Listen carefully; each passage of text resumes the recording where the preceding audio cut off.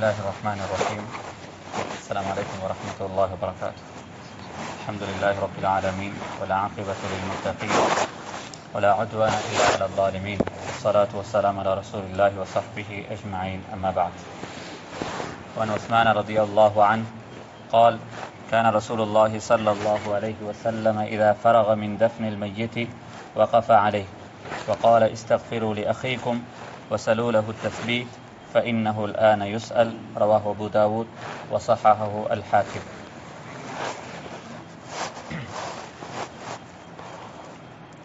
அல்ஹம்துலில்லாஹ், போன வகுப்பில் நாங்கள் மிக முக்கியமான ஒரு பகுதி இது வரும் வரைக்கும் ஜனாசாவுடைய வகுப்பில் ஜனாசாவுடைய ஆரம்ப பகுதியிலிருந்து மையத் வந்து ஒரு வீட்டில் ஏற்படும் பொழுது என்ன செய்ய வேண்டும் என்ற பல விஷயங்களை பார்த்து கடைசியாக இன்ஷா அல்லாஹ் நான் நினைக்கிறேன் கடைசி வகுப்புகளுக்கு நெருக்கமாக இருக்கிறோம். போன வகுப்பில் ஜனாசா உண்டு அடக்கம் செய்த நேரத்தில் என்ன மாதிரியான சுன்னத்துகளை நாங்கள் கட்டாயமாக கடைபிடிக்க வேண்டும் என்றதை பார்த்தோம். இன்றையோட வகுப்பில் இன்ஷா அல்லாஹ் கடைசி வகுப்பில் ஜனாசா உண்டு அடக்கம் செய்யப்பட்டதன் பின்னால் மக்பராவில் அதே நேரத்தில் அதுக்கு பின்னால் நாங்கள் ஜனாசாவுக்கு அல்லது ஜனாசாவுடைய வீட்டுக்கு நாங்கள் செய்ய வேண்டிய சில முக்கியமான சுன்னத்துகள், கடமைகள், இவைகளை பற்றி இன்ஷா அல்லாஹ் இன்றையோடைய வகுப்பில் பார்த்தோம். நான் போன வகுப்பில் கடைசியாக நான் முடித்தேன். ரசூலுல்லாஹி ஸல்லல்லாஹு அலைஹி வஸல்லம் அவர்கள் ஜனாசாக்களை அடக்கம் செஞ்சதற்கு பின்னால் ஹதீஸில் வந்து இருக்குது, கான நபி ஸல்லல்லாஹு அலைஹி வஸல்லம் இதா ஃபரக மின் தஃப்னில் மையித், ஒரு மையத்தை அது எல்லா ரசூலுல்லாஹி ஸல்லல்லாஹு அலைஹி வஸல்லம் வளமையான ஒரு அமலாக இருந்தது. ஒரு ஜனாசாவை அடக்கம் செஞ்சால் அடக்கம் செஞ்சு முடித்த உடனேயே அங்கிருந்து என்ன செய்ய மாட்டாங்க, போயிட மாட்டாங்க. ஏன்னா அந்த நேரத்தை பொறுத்தவரையில் நான் போன வகுப்பில் நான் தெளிவாக பேசினேன். ஜனாசாவுக்கு மிக முக்கியமான ஒரு கட்டம் அது. உஸ்மான் இப்னு அஃபான் ரலியல்லாஹு அவர்கள் சொல்வார்கள், அவர்கள் மக்பராக்களை ஜியாரத் செஞ்சு அழுவாங்க. அப்போ கேட்டாங்க, ஏன் ஆகிரத்தை பற்றி சொல்லப்படுகிறது, நரகத்தை பற்றி சொல்லப்படுகிறது, அதுக்கு அல்லாத நீங்கள் ஜனாசாக்கள் மக்பராவுக்கு வந்த இந்த அளவுக்கு அழுகிறீங்க ஏன் என்பதாக கேட்ட நேரத்தில் கூட அவர்கள் அந்த உண்மை அழகாக விளங்கப்படுகிறாங்க. சொன்னாங்க, ஆகிரத்துடைய முதலாவது மன்சில் அது கபராக இருக்க போகுது. அது ஒரு மனிதனுக்கு சரியாக முறையாக அழகாக அமைஞ்சிட்டா அதுக்கு பின்னால் வரக்கூடிய எல்லா கட்டங்களும் சிறப்பாக அமையும். எனவே அந்த கட்டம் ஒரு மனிதனுக்கு சிறப்பாக அமைய வேண்டும் என்பதற்காக வேண்டி ரசூலுல்லாஹி ஸல்லல்லாஹு அலைஹி வஸல்லம் அவர்கள் இந்த மிக முக்கியமான சுன்னத்தை நீங்கள் எல்லாருக்கும் சொல்லி தந்திருக்கிறாங்க. இஸ்தக்ஃபிரு லி அஹீக்கும் வஸ்அலு லஹு தஸ்பீத் ஃபஇன்னஹு அல்ஆன யுஸ்அல். அவர் அடக்கம் செய்யப்பட்டது உடனடியாக கபரிலிருந்து நாங்கள் எல்லாரும் திரும்பி வந்துடாமல் அந்த இடத்துல நாங்கள் நின்று அவருக்காக வேண்டி இஸ்திக்ஃபார் செய்கிறோம். அவருடைய பாவ மன்னிப்புக்காக வேண்டி அல்லாஹ் இடத்துல துஆ செய்கிறது. 2 கண்ணீர் சொட்டுகளை வடிக்க முடியுமாக இருந்தால் அந்த 2 கண்ணீர் சொட்டுகளை வடித்து அந்த மனிதனுக்காக வேண்டி நாங்கள் அந்த கட்டத்தில் செய்கிற ஆகப்பெரிய உதவியாக இருக்கும். நபி ஸல்லல்லாஹு அலைஹி வஸல்லம் சொன்னார், அவருடைய பாவ மன்னிப்புக்காக வேண்டி துஆ செய்யுங்க. வஸ்அலு லஹு தஸ்பீத், அவர்களுக்கு நல்ல மன உறுதி அவருக்கு கிடைக்க வேண்டும் என்பதாக அல்லாஹ்விடத்தில் நீங்கள் கேட்டுக்கொள்ளுங்க. இந்த 2 விஷயத்தையும் கட்டாயம் எங்களை துவால கேட்கணும். ஒன்று அவருடைய பாவ மன்னிப்பு, 2வது அல்லாஹ்வுக்கு நல்ல வலிமையை, நல்ல மன உறுதியை அந்த மனிதனுக்கு கொடுக்குமாறு அல்லாஹ்விடத்தில் நீங்கள் கேளுங்க. ஏனென்றால் நபி ஸல்லல்லாஹு அலைஹி வஸல்லம் அதற்கான காரணத்தையும் சொன்னார்கள். ஃபஇன்னஹுல் ஆன யுஸ்அல், அவர்களிடத்தில் இந்த தருணத்தில் இந்த நேரத்தில் அவரிடத்தில் கேள்வி கணக்கு கேட்கப்படும். 2 மலக்குமார்கள் அவர்களிடத்தில் பல கேள்விகளை கேட்கவிருக்கிறார்கள். அந்த கேள்வி அவரிடத்தில் கேட்கப்படும் பொழுது எந்த தடமாற்றமும் இல்லாமல் அவர் ஆன்சர் பண்ணணும் என்றதுக்காக வேண்டி நீங்கள் துஆ செய்யுங்க என்பதாக ரசூலுல்லாஹி ஸல்லல்லாஹு அலைஹி வஸல்லம் சொன்னார். அப்போ இந்த ஒரு கட்டம் இது இன்றைக்கு நாங்கள் மக்பராக்களில் கான்றில்லாத விடுபட்டு போன ஒரு சுன்னத்தாக இருக்குது. நாங்கள் எல்லாரும் இந்த சுன்னத்துற விஷயத்தில் மிக முக்கியமாக தொழுகிறவங்க கபருக்கு வரமாட்டாங்க. மக்பராவுக்கு வாரவங்க அடக்கி முடிகிறதுக்கு முன்னாலேயே பல கதைகள் ஈடுபட்டுட்டு அங்கிருந்து திரும்பி வந்துடுவோம். இல்லை, நான் நேற்று போன வகுப்பில் நான் சொன்னேன், நடக்கிற நேரத்தில் நாங்கள் கடைபிடிக்க வேண்டிய சுன்னத்துகள் அடக்கி முடிஞ்சதன் பின்னால் நாங்கள் மையத்துக்கு செய்ய வேண்டிய மிக முக்கியமான கடமை. குறிப்பாக குடும்பத்தினர்கள், அந்த குடும்பத்தினர்கள் உடனடியாக அங்கிருந்து வாரத்தை விடவும் அந்த இடத்துல எங்களுக்கு சில நேரங்கள் கழிக்க முடியுமாக இருந்தால் துஆவுலையும் இஸ்திக்ஃபார்லையும் அவருக்காக வேண்டிய இந்த சபாத்தையும் தஸ்பீத்தையும் கேட்டு எங்களுக்கு சில நேரங்கள் அங்கே இருக்க முடியுமாக இருந்தால் அது நாங்கள் மையத்துக்கு செய்கிற மிகப்பெரும் ஒரு பங்களிப்பு, நாங்கள் மையத்துக்கு செய்கிற மிகப்பெரும் உதவியாக இருக்கும் என்பதாக ரசூலுல்லாஹி ஸல்லல்லாஹு அலைஹி வஸல்லம் அவர்கள் சொன்னார்கள். ஏன் இந்த விஷயத்தில் நாங்கள் இந்த அளவுக்கு அக்கறையாக இருக்கணும் என்றிருந்தால் ஹதீஸ்ல வந்திருக்குது, உண்மையிலேயே மலக்குமார்கள் அதாவது வாரதுக்கும் அடக்கம் செய்யறதுக்கும் இடையில பெரிய ஒரு டைம் கேப் இல்லை. ஹதீஸ்ல வந்திருக்குது எப்படி என்றால், இன்னல் மையித இதா வுதிஅ ஃபீ கப்ரிஹி வதவல்லா அன்ஹு அஸ்ஹாபுஹு ஃபஇன்னஹு லயஸ்மஉ கர்அ நிஆலிஹிம் வஇதா இன்ஸரஃபு அதாஹு மலகான். அங்க கபருக்கு அவரோட அடக்கம் செய்யறதுக்கு வந்தவர்கள் அந்த மக்பராவிலிருந்து திரும்பி போற அந்த கால் சத்தம் அந்த மக்பராவிலிருந்து போறதுக்கு முன்னால், அப்படின்னா இன்னமும் மக்கள் இப்பதான் திரும்பி போறாங்க, அவங்க திரும்பி போற அந்த கட்டத்திற்கு முன்னாலேயே அதாஹு மலகான், அங்க 2 மலக்குமார்கள் வந்துடுவாங்க. அப்ப நாங்க அடக்கம் செஞ்சுட்டு திரும்பி வர நேரம் நாங்க யோசிக்கணும், இப்ப அவர்கிட்ட யாரு வந்திருப்பாங்க?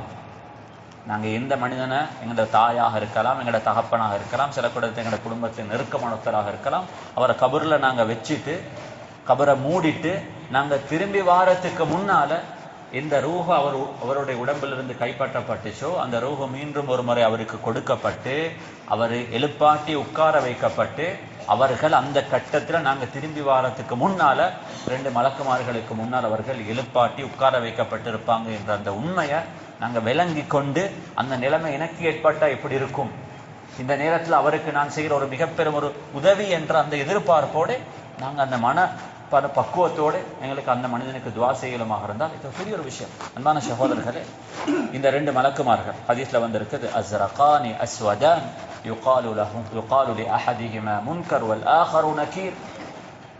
அந்த 2 மலக்குமார்களை பற்றி ஹதீஸ்ல அவர்களை பற்றி ரசூலுல்லாஹி ஸல்லல்லாஹு அலைஹி வஸல்லம் அவர்கள் டிஸ்கிரைப் பண்ணினாங்க, வர்ணிச்சாங்க. அந்த 2 பேர் எப்படி இருப்பாங்க?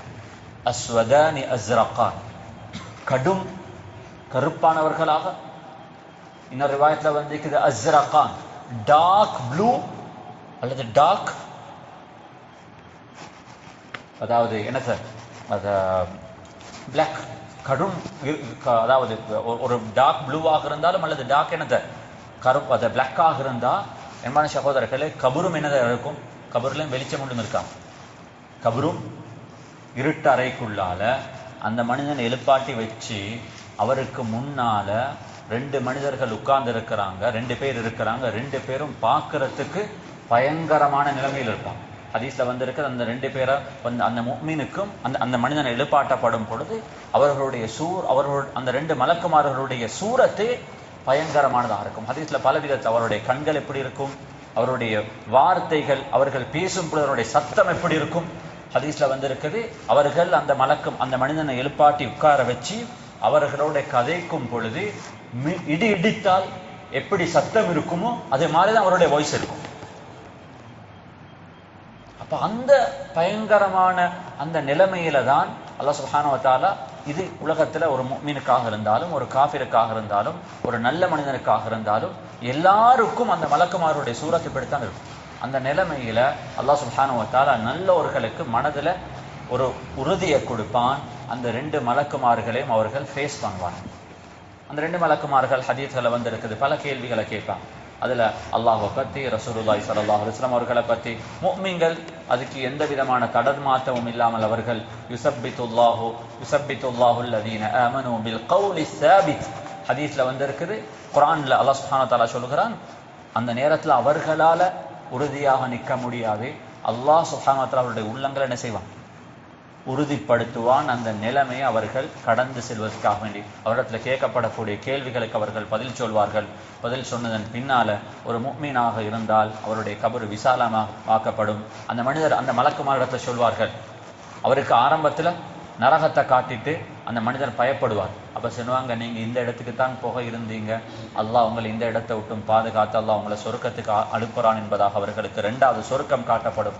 அவர்களுக்கு சொர்க்கம் காட்டப்பட்ட நேரத்துல அந்த மனிதர் அந்த 2 மலக்குமாரிடத்துல சொல்வார்கள், ஒரு கொஞ்சம் சந்தர்ப்பம் தாரீங்களா, நான் என்னுடைய குடும்பத்தினர்களுக்கு எனக்கு கிடைச்ச இந்த பாக்கியத்தை அவர்களுக்கு நான் சொல்லிட்டு வாரேன். சொல்லுவாங்க, உஸ்குத், மௌனமாக இருக்கு, இது தூங்குறதுக்கான நேரம் என்பதாக சொல்லி அந்த மனிதனை தூக்கத்துல போடுவாங்க. அந்த மனிதன் மீண்டும் ஒரு முறை எழும்புவது சூர் ஊதப்படும் பொழுதுதான் என்பதாக ரசூலுல்லாஹி ஸல்லல்லாஹு அலைஹி வஸல்லம் அவர்கள் சொன்னார்.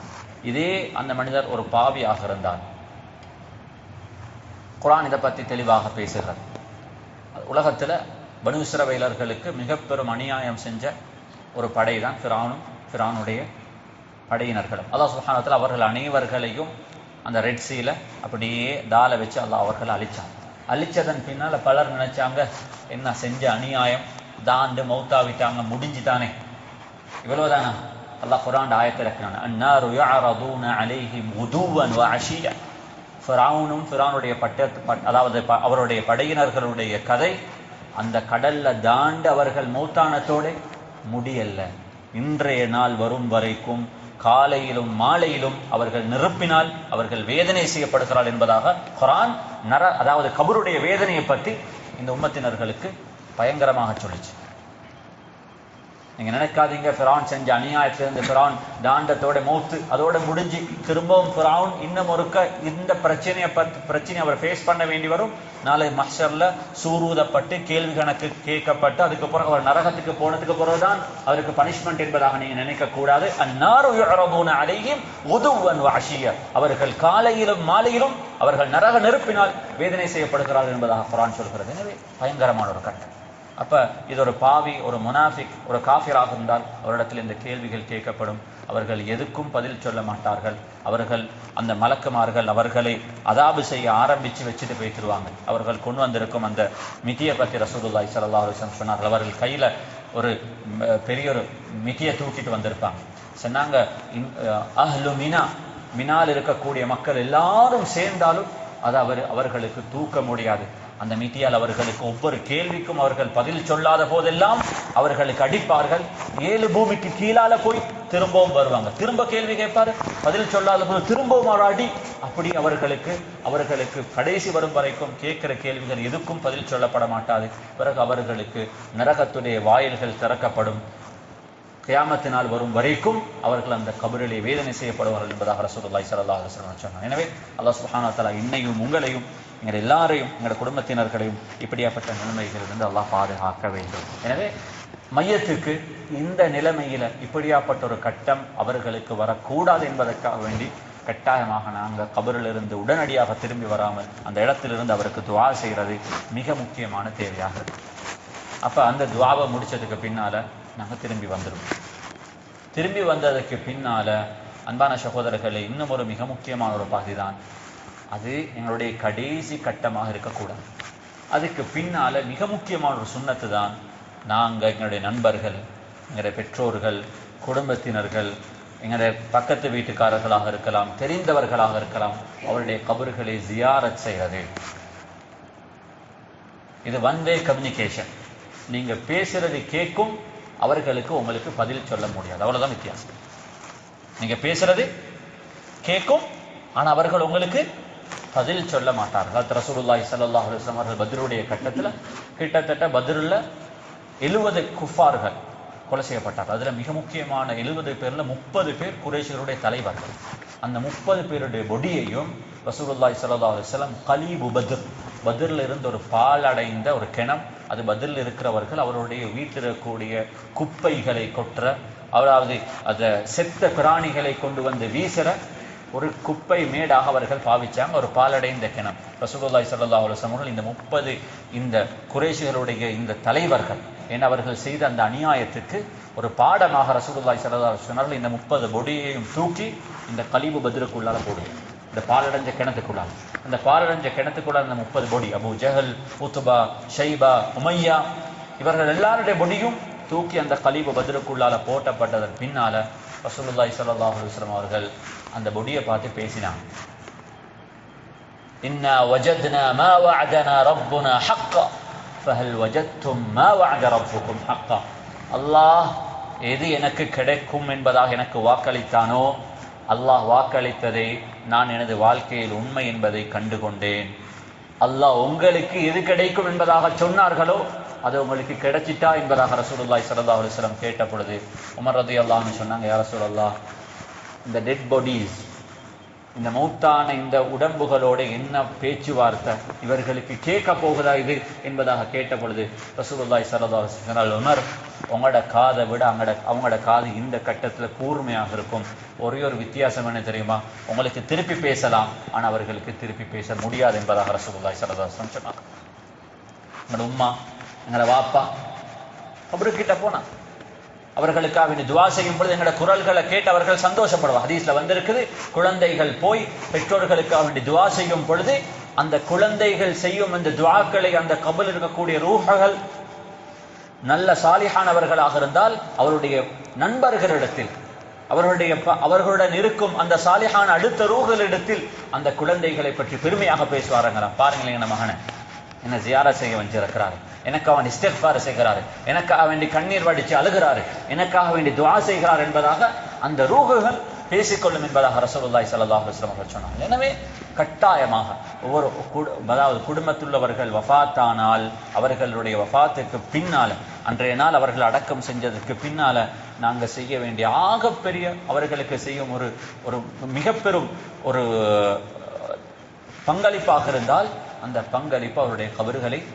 ஜியாரத் செய்வதாக இருக்கும். ஆரம்பத்தில் ரசூலுல்லாஹி ஸல்லல்லாஹு அலைஹி வஸல்லம் வஅன் புரைதத் இப்னு ஹுஸைப் அல்-அஸ்லமி ரலியல்லாஹு அன்ஹு قال قال رسول الله صلى الله عليه وسلم كنت نهيتكم عن زيارة القبور فزوروها فإنها تذكركم الآخرة.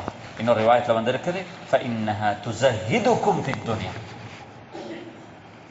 நீங்க கபர்களை ஜியாரத் செய்யுங்க. உண்டு எங்களுடைய துஆக்களால கபர்ல இருக்கிறவருக்கு உண்மையில எங்களுக்கு தெரியாது அவர் சொர்க்கவாதியா நரகவாதியா. சொர்க்கவாதியாக இருந்தால் எங்களுடைய துஆக்களால அவருடைய அந்தஸ்துகள் உயர்த்தப்படலாம். அல்லாஹ் பாதுகாக்க வேண்டும். நாங்கள் யாரை ஜியாரத் செய்கிறோமோ அவர் அப்படியாப்பட்ட ஒத்தராக இல்லை என்றால் சில நேரம் நாங்கள் எங்கட அந்த குழந்தைகள் சாலிஹான குழந்தைகளாக இருந்தால் அவருடைய குழந்தைகளுடைய துஆவுடைய பரக்கத்தால் அல்லாஹ் அவருடைய அதாபை குறைக்கலாம், அல்லது அல்லாஹ் அவர்களை அந்த அதாபை விட்டும் பாதுகாக்கலாம்.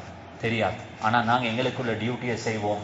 ஆனால் அல்லாஹ் சுப்ஹானஹு வ தஆலா ரசூலுல்லாஹி ஸல்லல்லாஹு அலைஹி வஸல்லம் சொன்னாங்க, நீங்கள் அவருக்கு என்ன செய்கிறீங்க என்றதை பார்க்கிறத விடவும் ஜியாரத்துல் கபர்ல உங்களுக்கு 2 பெனிஃபிட் இருக்கு. யாருக்கு? போறவருக்கு 2 பெனிஃபிட் இருக்குது. ஒன்று என்ன? ஃபஇன்னஹா துதக்கிருக்குமுல் ஆஹிரா. அது எனக்கும் உங்களுக்கும் என்னுடைய கபரையும் என்னுடைய ஆகிரத்தையும் ஞாபகப்படுத்தும். எப்படியும் வாழலாம், ஆனால் கடைசிக்கு வர வேண்டிய இடம் இதுதான். எப்படியும் வாழுங்க, ஆனால் எப்படி வாழ்ந்தாலும் இங்கே தான் வந்து சேரும். நாங்கள் பார்க்க போனவர் ஒரு கட்டத்தில் அரசராக இருக்கலாம், அவரும் அங்கே தான் இருப்பார். ஒரு பிச்சைக்காரராக இருக்கலாம், அவரும் அங்கே தான் இருப்பார். படித்தவராக இருக்கலாம், அவரும் அங்கே தான் இருப்பார். ஒரு சாதாரண பாமரராக இருப்பார், அவரும் அங்கே தான் இருப்பார். எந்த வித்தியாசமும் இல்லாமல் இங்கே எல்லாருடைய பயணத்துடைய ஆரம்பம் ஒன்றா. எப்படி நாங்கள் எல்லாரும் ஒரு உம்மாவுடைய வௌத்திலிருந்து வெளியே வந்தோமோ இதே மாதிரி நாங்கள் எல்லாம் இந்த உலகத்திலிருந்து போகிற நேரத்தில் அந்த மண்ணத்துக்குள்ளால தான் போகணும். மின்ஹா கலக்னாக்கும் வஃபிஹா நுஈதுக்கும் வமின்ஹா நுக்ரிஜுக்கும் தாரத்தன் உக்ரா. இதில் யாருக்கும் இவருக்கும் வித்தியாசம் என்பது இல்லை. எங்களோட ஆக்கிரத்தை எங்களுக்கு ஞாபகப்படுத்தும். ரசூலுல்லாஹி ஸல்லல்லாஹு அலைஹி வஸல்லம் திரும்பவும் சொன்னாங்க, வதுஸஹிதுக்கும் ஃபித் துன்யா. இந்த வாழ்க்கை எவ்வளோ சின்ன ஒரு வாழ்க்கை, இந்த வாழ்க்கை எவ்வளோ சின்ன ஒரு விஷயம். இந்த ஒன்றுக்காக வேண்டி நாங்கள் எங்களோட ஆகிரத்தை ஒரு நாளும் இழக்கக்கூடாது என்ற இந்த உண்மையையும் அந்த கபர் உங்களுக்கு படிச்சுட்டார். இந்த ஆகிரத்து இந்த ஒரு மண்ணுக்காக வேண்டியா நான் பாவம் செஞ்சே காசு பணம் சம்பாதிக்கிறதுக்கு, ஏண்ட சாட்டிஸ்ஃபேக்ஷனுக்காக வேண்டி எதை செஞ்சாலும் இங்கே தானே வரப்போறோமாக இருந்தால் நான் செஞ்ச பாவங்கள் அதனால் எனக்கு கிடைச்ச சந்தோஷங்கள் இன்றைக்கு எதுவும் இருக்காது. ஆனால் அந்த பாவங்கள் மட்டும் மிச்சமாக வரும் என்னோட இந்த கபருக்கு. நான் தவறு செஞ்சவைகள் சில நேரம் தவறு, நாங்கள் யாருக்கு அநியாயம் செஞ்சோமோ அநியாயம் செஞ்ச மக்கள் இன்றைக்கு நல்லா இருக்கலாம், ஆனால் நான் செஞ்ச அநியாயம் என்னோட அந்த கபருக்கு வந்து சென்றது. அதனால ரசூலுல்லாஹி ஸல்லல்லாஹு அலைஹி வஸல்லம் சொன்னார்கள், உங்களோட வாழ்க்கையுடைய யதார்த்தத்தை உண்மையான தன்மையை அந்த கபரை உங்களுக்கு ஞாபகப்படுத்தும்.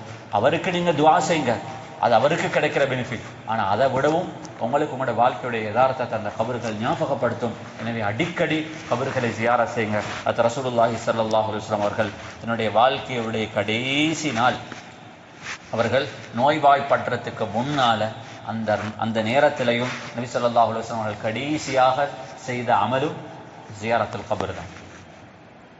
உஹதில் ஷஹீதாக்கப்பட்ட சஹாபாக்கள் என்றால் நபி ஸல்லல்லாஹு அலைஹி வஸல்லம் அவர்களுக்கு வாழ்க்கையில் கடைசி வரும் வரைக்கும் ஒரு மறக்க முடியாத ஒரு கஷ்டமான ஒரு நினைவு இருக்குமாக இருந்தால் அது தனது ஹதீஜா ரலியல்லாஹு அவர்களுடைய வஃபாத் அவையை விடவும், தனது பெற்றோருடைய வஃபாத்தை விடவும், தன்னை நம்பி தன்னோட வந்த அந்த 70 சஹாபாக்களுடைய உயிரை தனக்காக வேண்டி அவர்கள் மாய்த்தார்களே அந்த உஹதுடைய அந்த பூமியில, அந்த மக்களுடைய அந்த உயிரை நினைச்சு ரசூலுல்லாஹி ஸல்லல்லாஹு அலைஹி வஸல்லம் அவர்களை ஞாபகப்படுத்தும் போதெல்லாம் ஜியாரத் செய்வார்கள். இரவுலையும் போவார்.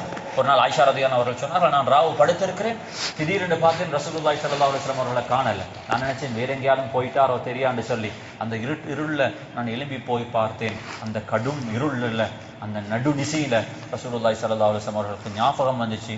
நடந்து போனாங்க. அந்த உஹத்ல ஷஹீதாக்கப்பட்ட சஹாபாக்கள் அடக்கம் செய்யப்பட்ட அந்த இடத்துக்கு போய் நபி ஸல்லல்லாஹு அலைஹி வஸல்லம் அழுது அந்த மக்களுக்காக வேண்டி துஆ செஞ்சுட்டு திரும்பவும் வந்து வீட்டில் படுத்துக்கொண்டாங்க. தனது கடைசி நோய்வாய்ப்பட்டதுக்கு முன்னாலேயும் நபி ஸல்லல்லாஹு அலைஹி வஸல்லம் அவர்கள் செஞ்ச கடைசியான அமலும் அந்த உஹத்ல ஷஹீதாக்கப்பட்ட சஹாபாக்களை ரசூலுல்லாஹி ஸல்லல்லாஹு அலைஹி வஸல்லம் அவர்கள் ஜியாரத் செஞ்சுட்டு வந்தது. ஏண்டால் ஜியாரத் என்பது ஒரு மனிதன் தான் அந்த மனிதனை எந்த அளவுக்கு நேசிச்சோம் என்றத உலகத்தை நிரூபிக்கிற ஒரு இடம். அந்த நேசம் உண்மையானதா பொய்யானதா என்றத உலகத்தை நிரூபிக்கும் ஒரு கட்டமாக இருக்கும். அது அவருக்கும் புரோஜனம் தரும், அது எனக்கும் புரோஜனம் தரும் என்பதாக ரசூலுல்லாஹி ஸல்லல்லாஹு அலைஹி வஸல்லம் அவர்கள் சொல்லி காட்டினார்கள். இதுல இன்னும் ஒரு மிக முக்கியமான ஒரு பகுதி தான், நாங்கள் அவர்கள் அடக்கம் செஞ்சுட்டோம், அதுக்கப்புறம் அவருடைய கபர்களை ஜியாரத் செய்கிறோம். இதில் நாங்கள் எந்த அளவுக்கு தூரம் முக்கியத்துவம் கொடுக்குறோமோ இதே மாதிரி இன்னும் ஒரு முக்கியமான ஒரு பகுதி தான் நமது பெற்றோர்கள், குறிப்பாக நமது பெற்றோர்கள் அவருடைய வஃபாத்துகளுக்கு பின்னால் அந்த பெற்றோர்களுடைய நண்பர்கள் குடும்பத்தினர்களை சேர்ந்து வாழ்வது என்பது அந்த பெற்றோருக்கு நாம் செய்யும் மிக பெரும் நான் ஒரு பார்ரான் அந்த பெற்றோருக்கு நலவு செய்யக்கூடிய அந்த பெற்றோர்களை நேசித்த ஒரு குழந்தை என்பதை உலகத்தில் நிரூபிக்கிறதுக்கான மிக முக்கியமான அமல் நமது பெற்றோருடைய வஃபாத்துக்கு பின்னால பெற்றோர்களுக்கு நெருக்கமாக இருந்தவர்கள் பெற்றோருடைய குடும்பத்தினர்களை சேர்ந்து வாழ்கிறது என்பதாக ரசூலுல்லாஹ் இன்ன மின் அபர்ரில் பர்ரி சிலது அஹ்லி உத்தி அபி. ஒரு மனிதனுடைய பெற்றோருடைய வஃபாத்துக்கு பின்னால அந்த பெற்றோருடைய நெருக்கமானவர்களை ஒரு மனிதன் நெருக்கமாக பழகுவது, அவர்களுடன் அந்த நட்பை ஒரு மனிதன் பேணி பாதுகாப்பது அந்த பெற்றோர்களுக்கு ஈக்குவலாக அவர்கள் செய்யும் அந்த உபகாரம் என்பதாக ரசூலுல்லாஹி ஸல்லல்லாஹு அலைஹி வஸல்லம் அவர்கள் சொன்னார்கள். அதனால தான் உமர் இப்னு கத்தாப் அப்துல்லாஹ் இப்னு உமர் ரலியல்லாஹு அன்ஹு ஒரு நாள் ஒரு பயணத்தில் போய் திரும்பி வந்து கொண்டிருக்கிறாங்க. திரும்பி வந்து கொண்டிருக்கும் பொழுது ஒரு காட்டரபி, ஒரு அராபி, ஒரு கிராமத்து புறத்து ஒரு மனிதர் வந்து அப்துல்லாஹ் இப்னு உமர் ரலியல்லாஹு அவர்களை பார்த்து சொன்னாங்க, இப்னு ஃபுலான், நீங்கள் உமர்கிட்ட மகனான்னு கேட்டாங்க. சொன்னாங்க, நான் உமர் இப்னு கத்தாப். சொன்னாங்க, நான் உங்களோட வாப்பட பழைய ஒரு நண்பர்.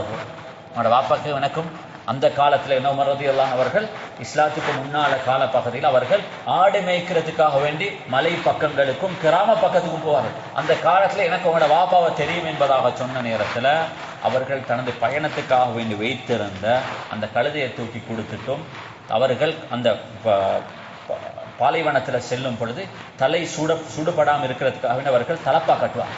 அவர்கள் தான் அந்த தலை சூடாகாமல் இருக்கிறதுக்காக அவர்கள் கட்டிருந்த அந்த தலப்பாவையும் கலட்டி அந்த மனிதனுக்கு கொடுத்தோன்னு அங்கிருந்த சஹாபாக கேட்டாங்க, இந்த மனுஷனுக்கு இதெல்லாம் இவ்வளோ எல்லாம் அவங்களோட கழுதையையும் கொடுத்து அவங்களோட தலப்பாவையும் கலட்டி கொடுக்குற அளவுக்கு அவருக்கு 2 ஈச்சப்பழத்தை கொடுத்துருந்தா எடுத்துக்கொண்டு போயிருப்பாரு. அப்பதான் சொன்னாங்க, நான் ரசூலுல்லாஹி ஸல்லல்லாஹு அலைஹி வஸல்லம் சொல்றதை கேட்டிருக்கிறேன், ஒரு மனிதன் தன்னுடைய பெற்றோருடைய வஃபாத்துக்கு பின்னால அந்த பெற்றோருக்கு செய்யும் மிகப்பெரும் உபகாரம் என்ன தெரியுமா? அந்த பெற்றோருக்கு தெரிந்தவர்கள் பெற்றோருடைய குடும்பத்தினர்களை சேர்ந்து வாழ்கிறது. அந்த ஹதீஸை நான் அமல் செய்யறதுக்கு ஆசைப்பட்டேன், அதனால தான் நான் அதை கொடுத்து அனுப்பினேன் என்பதாக சொன்னாங்க. அன்பான சகோதரர்களே, எனவே இது அதனுடைய வஃபாத்துக்கு பின்னால நாங்கள் பெற்றோர்களுக்காக வேண்டி செய்யும் ஒரு மிக முக்கியமான ஒரு அமலாக இருக்குது. இந்த விஷயத்திலையும் நான் கட்டாயமாக கரிசனை காட்ட வேண்டிய தேவை இருக்குது. எனவே நான் நினைச்சேன் இன்றைக்கு முடிப்போம் என்பதாக. ஆனால் இன்னும் சில பகுதிகள் மட்டும், ஒரு சில ஹதீஸ்கள் மட்டும், அதுக்கு மிக முக்கியமாக இந்த ஜனாசாவுடைய அடக்கத்துக்கு பின்னால் நாங்கள் கருத்தில் கொள்ள வேண்டிய சில முக்கியமான சில விஷயங்கள் இருக்குது. இன்ஷா அல்லாஹ் நான் நினைக்கிறேன் வாரக்கிழமையோட வகுப்பில் அந்த விஷயங்களை பார்த்து இன்ஷா அல்லாஹ் இந்த வகுப்பை முடிச்சு இன்னொரு பகுதியை நாங்கள் இன்ஷா அல்லாஹ் ஆரம்பிப்போம். எனவே இது இன்றைக்கு நாங்கள் பார்த்த பகுதிகள் மிக முக்கியமான ஒரு பகுதி. அதாவது அடக்கம் செஞ்சத்தோடு கபறுகள் இருந்து திரும்பி வந்துடக்கூடாது. மிக முக்கியமான ஒரு நேரம் அவருக்காக வேண்டி துவா செய்வோம், இஸ்திக்ஃபார் செய்வோம், தஸ்பீத்துக்காக வேண்டி சபாத்துக்காக வேண்டி துவா செய்வோம். அதே நேரத்தில் அப்படியாப்பட்ட நிலைமை எனக்கும் வந்துடக்கூடாது என்பதாக நாங்கள் அல்லாஹ்விடத்தில் துவா கேட்டுக்கொள்வோம்.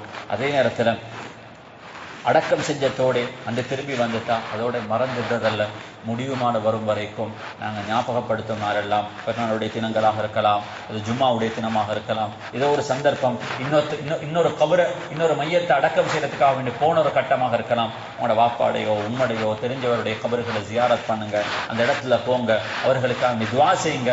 இது நாம் அவர்களுக்கு செய்யும் மிக முக்கியமான ஒரு இபாதத்தாக ஒரு பங்களிப்பாக இருக்குது. இன்னும் ஒரு மிக முக்கியமான ஒரு பாதையை பார்த்தோம். அவர்களுடைய வஃபாத்துக்கு பின்னால பெற்றோர்களுக்கு நாம் செய்யும் மிக பெரும் உபகாரம் பெற்றோருடைய குடும்பத்தினர்கள் நண்பர்களை சேர்ந்து வாழ்றது. இப்படியாப்பட்ட நல்ல இந்த அமல்களை வாழ்க்கையில செஞ்சு அல்லாஹ்வை சந்தோஷப்படுத்தி ஒரு நல்ல ஒரு மௌத்தை அடைவதற்கான பாக்கியத்தை அல்லாஹ் சுப்ஹானஹு வ தஆலா நம் அனைவர்களுக்கும் தந்தருள்வானாக. ஆகிரு தஅவானா அல்ஹம்துலில்லாஹி ரப்பில் ஆலமீன். வஸ்ஸலாமு அலைக்கும் வரஹ்மத்துல்லாஹி வபரகாத்துஹு. சுப்ஹானல்லாஹி வ பிஹம்திஹி அஷ்ஹது அல்லா இலாஹா இல்லா அன்த அஸ்தக்ஃபிருக வ அத்தூபு இலைக். ஸல்லல்லாஹு அலா நபியில் உம்மி வ அலா ஆலிஹி வ ஸஹ்பிஹி வஸல்லம்.